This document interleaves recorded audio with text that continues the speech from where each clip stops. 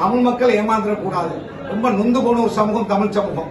இன்னைக்கு உரிமைகளை பத்தி பேசுறாங்க. பிள்ளைகள் லண்டன்லயும் கனடாலையும் அமெரிக்காலையும் நல்ல நல்ல ப்ரொஃபசர்ஸா PhD ஹோல்டரா டாக்டர்ஸா இன்ஜினியர்ஸா இருக்கிறாங்க. ஆனா அங்குள்ள மீனவர்களும் கஷ்டப்பட்டவர்களும் யுத்தத்துக்கு பிள்ளைகளை கொடுத்தவங்களும் போராளிகளும் இன்னைக்கு சாப்பிடுறதுக்கு வழி இல்லாம எனக்கு தெரியும். இப்ப காலையில நான் இந்த பகுதியில இருக்கிறாங்க, இன்னும் இருக்கிறாங்க நோயாளிகளாக கேட்க பார்க்க ஆள் இல்லாம, கை இல்லாம, கண் இல்லாம, கால் இல்லாம இருக்கிறாங்க. எனவே அந்த மக்கள் புத்தி சாதுரியமாக யார் இந்த நாட்டுக்கு இருக்கிறதுக்குள்ள நல்லது, இருக்கிறதுக்குள்ள யார் நல்லது, அரிய நேரத்தினால இந்த நாட்டை செய்யலுமா, நம்முடைய பிரச்சனையை தீர்க்கலுமா, போல ஜனாதிபதியா வரையலுமா, எல்லாத்தையும் வச்சு முடிவெடுங்க. இல்ல விளங்கிக் கொள்ளணும். நீங்க கடந்த பாராளுமன்ற தேர்தலில் நண்பர் அரிய நேரத்தில் வெல்ல முடியாத ஒரு அவரை கொண்டு வந்து அதாவது எங்க மார்க்கத்தில் சொல்ற குர்பான் கொடுக்கறதுன்னு சொல்லுவோம். எல்லாருமா சேர்ந்து கட்சி பின்னால் வந்தா குர்பான் கொடுக்கும்.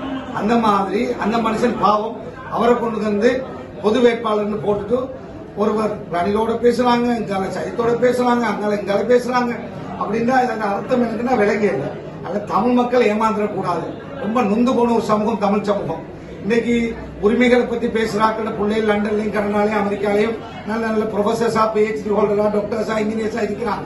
ஆனா அங்குள்ள மீனவர்களும் கஷ்டப்பட்டவர்களும் யுத்தத்துக்கு பிள்ளைகளை கொடுத்தவங்களும் போராளிகளும் இன்னைக்கு சாப்பிடுறதுக்கு வழி இல்லாம எனக்கு தெரியும். இப்ப காலையில நான் இந்த பகுதியில இருக்கிறாங்க, இன்னும் இருக்கிறாங்க நோயாளிகளாக கேட்க பார்க்க ஆள் இல்லாம, கை இல்லாம, கண் இல்லாம, கால் இல்லாம இருக்கிறாங்க.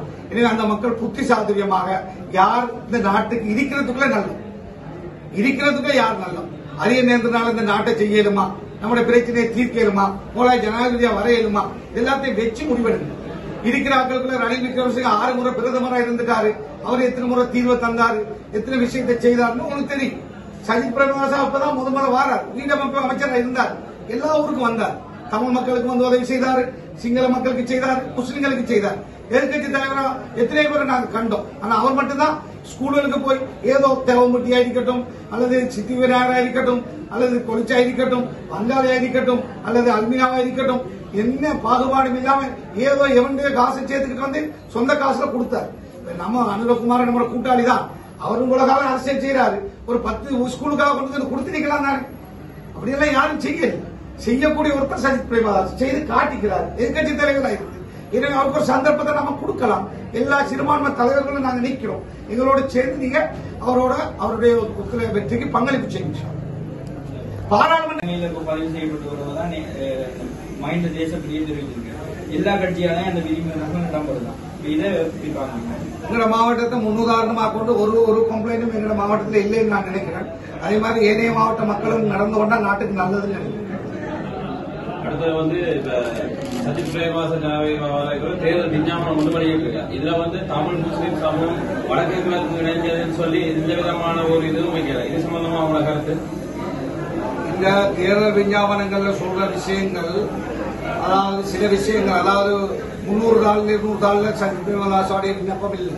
அது ஒரு பாலிசியானதுதான் நடக்கப்பட்டிருக்கு. அதாவது நாடு அதல பாதாளத்தில் கிடக்கு. 3 நேரம் சாப்பிடுறாக்கள் 1 நேரம் சாப்பிடுறது, 2 நேரம் சாப்பிடுற நிலைமை இருக்கு. எனவே இந்த நாட்டுடைய பொருளாதாரத்தை கட்டியெழுப்ப வேண்டிய தேவை இருக்கு. இதுல தமிழர்கள் வேறாக, முஸ்லிம்கள் வேறாக, சிங்களவர்கள் வேறாக பிரிஞ்சு நின்று நாட்டுடைய பொருளாதாரத்தை கட்டியெழுப்ப இயலாது. எனவே எல்லா தலைவர்களும் இருக்கிறார். மனோ கணேசன் இருக்கிறார், திகாம்பரம் இருக்கிறார், அதே மாதிரி ராதாகிருஷ்ணன் இருக்கிறார், நான் இருக்கிறேன், ஹக்கீம் இருக்கிறார், அதே மாதிரி சிங்கள சமூகம் சார்ந்த தலைவர்கள் இருக்கிறார்கள். எனவே இந்த தலைமைகளை நீங்க நம்பலாம். நாங்கள் எந்த இனமும் எந்த மதமும் அதாவது கரம் குறைவதற்கோ அல்லது அவர்களுக்கு அநியாயம் இழைக்கப்படுவதற்கோ நாங்கள் இடம் கொடுக்க மாட்டோம். இந்த நேரத்தில் நாங்கள் ஏதாவது ஒரு காரணத்தை வச்சு பிரிந்து வாக்களை சிதறடித்து இந்த நாட்டை இன்னொரு முறை கோட்டாபை மாதிரி ஒரு ஆள் வந்து இந்த நாட்டை அதாவது சீரழிக்கக்கூடிய நாட்டை ஆட்சி செய்ய முடியாதவர்களுக்கு கொடுத்துடக்கூடாது. அதனால ஏமாந்திராமல் மக்கள் இந்த விஷயத்தில் சஜித் பிரேமதாசாவை தமிழ் பேசுகின்ற மக்கள், குறிப்பாக மலையக இந்து தமிழ் கத்தோலிக்க இஸ்லாமிய வடகிழக்கு மக்களும் சேர்ந்து நாங்கள் நம்பிக்கையின் ஊடாக எங்களுடைய அதிகபட்ச தமிழ் மக்கள் விரும்புகின்ற அதிகபட்ச தீர்வையும், அதே போல முஸ்லீம் மக்கள் விரும்புகின்ற அதிகபட்ச தீர்வையும், அதே போல சிங்கள சமூகமும் ஒரு விட்டுக் கொடுப்போடு நடைமுறைப்படுத்தப்படக்கூடிய ஒரு தீர்வாகவும் அவர் நிச்சயமாக இந்த நாட்டில் பாராளுமன்றத்தில் கொண்டு வந்து ஒரு அரசியல் அமைப்பை செய்கின்ற பொழுது பாராளுமன்றத்தில் 113 அல்லது 180 இல்லாமல் செய்ய முடியாது. எனவே முதலாவது 56 பேர் தான் அவர்கிட்ட இருக்குது. இப்ப அவர் சொல்ல இயலாது, அதை செய்வன் இதை செய்வன் அப்படி செய்வன் இப்படி செய்வன் சொல்லி 56 பேரை 30 பேரை குறைச்சு கொள்ள இயலாது. எனவே அவருக்கு 113க்கு மேல எம்பிமாரை கொண்டு வரணும். அதே மாதிரி அவர் ஜனாதிபதி தேர்தலில் வெல்லணும். வெல்லுகின்ற பொழுது அவர் ஒரு நல்ல விஷயங்களை கேட்டு செயல்படக்கூடிய ஒருவர். அந்த வகையில் அவர் மீது நம்பிக்கை இருக்கிறது. தமிழ் பேசுகின்ற மக்களையும் சிங்கள மக்களையும் சந்தோஷத்தோடு நிம்மதியாக அவர்களுக்குரிய தேவைகள் தீர்வுகளை வழங்குவார் என்ற நம்பிக்கை இருக்கிறது. தமிழ் பொது வேட்பாளர் அரியநேந்திரன் மொத்தமத்தாக எல்லாரையும் நல்லா வெல்ல வைங்கோ, அது வேறு விஷயம். இது போட்டி அனுரைக்கும் சஜித் பிரேமதாசாக்கு இருக்கு.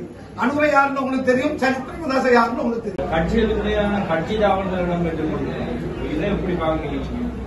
குறிப்பாக சமுர்த்திக்கு பொறுப்பான ஒருவர், சமுர்த்தி அதிகாரியாக இருந்தவர், பிறகு பிரதேச சபை உறுப்பினராக சமுர்த்தி சங்கத்தினால் வந்தவர், அதன் பிறகு மாகாண சபைக்கு வந்தவர், அதன் பிறகு பாராளுமன்றத்துக்கு வந்த ஜெகத்குமார் என்கின்றவர் கடந்த பாராளுமன்ற தேர்தலில் 1,56,000 வாக்குகளை கொழும்பிலே பெற்றார். அவர் இந்த நாட்டில் இருக்கின்ற 19,000 சமுர்த்தி உத்தியோகத்தர்களுடைய சங்கத்துடைய செயலாளராக அன்று தொட்டு இருந்து வருகின்ற ஒருவர். எனவே அந்த சமுர்த்தி சங்கம் நாடு முழுக்க உள்ளவர்கள் ஒன்று பெற்று சஜித் பிரேமதாசாவை ஆதரிக்குமாறு அவரிடத்தில் வேண்டியதற்கிணங்க அவர் கடந்த வாரம் சேர்ந்திருக்கிறார்.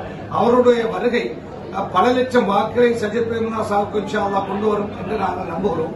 அதுபோல ஒரு சிலர், அதாவது பேருக்காக புகழுக்காக வாக்கில்லாதவர்கள் கட்சி ஒரு பக்கம் இருக்க கட்சி தாவுகின்ற வேலைகளும் நடந்து கொண்டிருக்கிறது.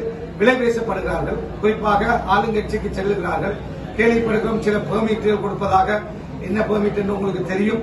அதுபோல சிலருக்கு பணம் கொடுக்கப்படுவதாக, சிலருக்கு சில இந்த காலங்களிலே சொற்ப சலுகைகளை பெற்றுக் கொண்டு மாறுகிறார்கள். அவர்களால் பெரிய வாக்குகள் போகக்கூடிய வாய்ப்பில்லை. இப்பொழுது கூட உங்களுக்கு பார்த்தா தெரியும், போட்டி அனுரகுமார திசாநாயக்கவும் சஜித் பிரேமதாசாவுக்கும் தான் இருக்கிறதே ஒழிய 3வது 4வது யார் வருவது என்பதுதான் ரணில் விக்ரமசிங்க அவர்களுக்கும் நாமல் ராஜபக்சவுக்கும் இருக்கின்ற போட்டி.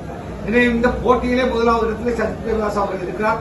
மன்னார், வவுனியா, முல்லைத்தீவு, யாழ்ப்பாணம், கிளிநொச்சி, மட்டக்களப்பு, திருவண்ணாமலை, அம்பாறை மாவட்டங்களைச் சேர்ந்த வடகிழக்கு மக்களும் மலையக தமிழ் மக்களும் அதேபோல முஸ்லிம் மக்கள், தமிழ் மக்கள் எல்லோருமாக சேர்ந்து சிறுபான்மை சமூகத்துடைய அதிகபட்ச ஆதரவோடு இந்த தேர்தலிலே எல்லா இன மக்களுடைய வாக்குகளோடு சஜித் பிரேமதாசா இன்ஷா அல்லாஹ் 22ஆம் தேதி தேர்தல் அறிவிப்பு வருகின்ற பொழுது அமோக வாக்குகள் விழக்கூடிய வாய்ப்பு.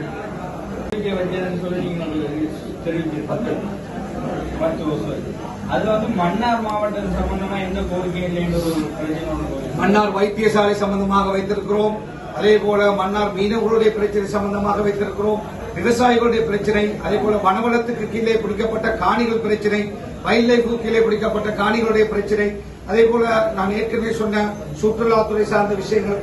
பொதுவாக 10 என்று சொல்கிறோம், 10 தலைப்புகளிலே பல விஷயங்கள் உருவாக்கப்பட்டது.